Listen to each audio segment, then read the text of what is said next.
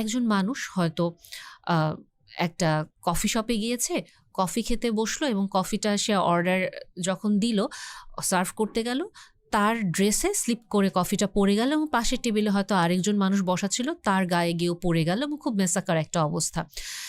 যার গায়ে আনএক্সপেক্টেডলি পড়লো, সেই মানুষটা যখন উঠে এসে খুব সুন্দর করে আস্তে আস্তে করে যে কফি অর্ডার দিল তাকে হেল্প করছে এবং খুব কাইন্ডনেস শো করছে এবং খুব এম্প্যাথেটিক ওয়েতে তাকে জিনিসটা হেল্প করলো এম্বারেসিং সিচুয়েশনটা ক্রস করার জন্য। হঠাৎ করে যেই মানুষটা কফি অর্ডার দিয়েছিল তার কাছে মনে হলো যে এই মানুষটাকে আমি প্রচণ্ড ভালোবেসে ফেলেছি, জাস্ট ওই 30 সেকেন্ড বা 1 মিনিটের ইন্টারাকশনে।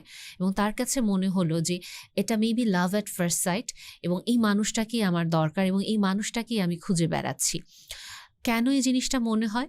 কারণ অনেক ক্ষেত্রে যখন আমরা কথা বলি, সেই সব ক্ষেত্রে ক্লায়েন্টরা বলেন যে আমাকে কেউ কখনো এত সুন্দর কাইন্ড অ্যাটিটিউড শো করেনি, কেউ আমাকে কখনো এত এম্প্যাথেটিক ওয়েতে মানে একটা সিচুয়েশন থেকে এভাবে করে বের করে নিয়ে আসে নাই যেখানে আমি খুব এম্বারেস ফিল করছি, বা কেউ আমাকে এরকম প্রায়োরিটি দেয়নি বা অ্যাটেনশন দেয়নি। তার মানে আমি যেটা বলতে চাইছি এই উদাহরণটা দিয়ে, যে অনেক সময় আমাদের কিছু না পাওয়া থাকে ছোটবেলা থেকে।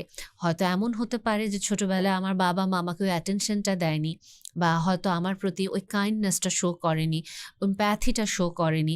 আমি হয়তো সবসময় সবার কাছ থেকে কন্ডিশনাল ওয়েতে অ্যাটেনশন পেয়েছি, তুমি এটা করলে তুমি এটা পাবে।